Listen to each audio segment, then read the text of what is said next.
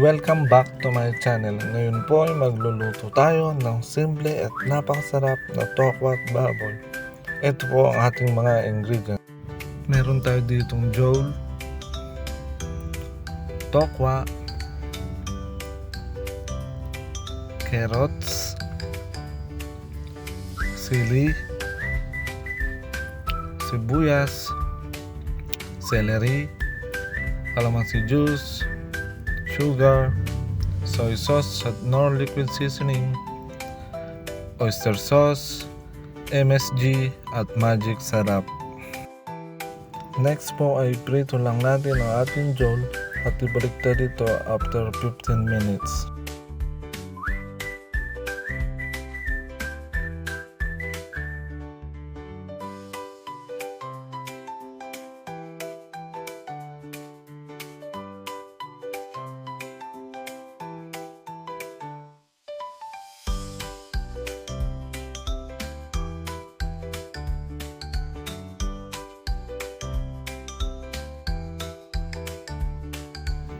Fast forward po tayo, after po mapirito na ang lahat ng ating jole ay iset aside muna po ito.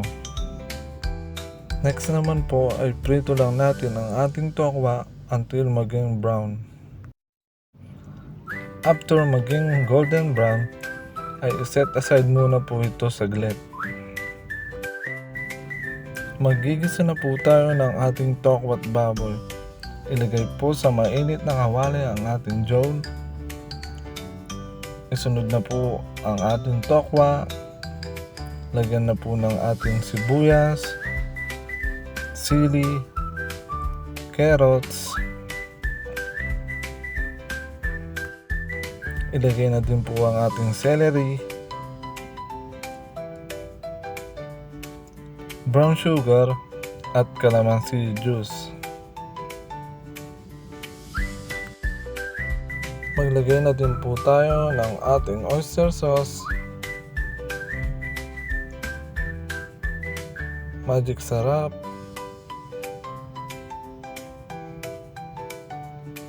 MSG,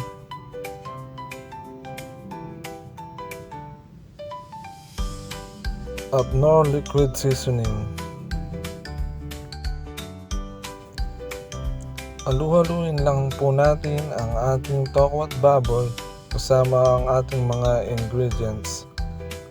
Upang manuot ang lasa nito, pakuluin po muna natin ito saglit. After 10 minutes ay all goods na po ito at magpa-plating na po tayo. Ngayon po, ito na po ang finished product ng ating simple at masarap na tokwa at baboy. Happy lunch po! Thank you for watching po. Please follow, like, and share Ken Ken TV. Maraming salamat po sa inyong panonood.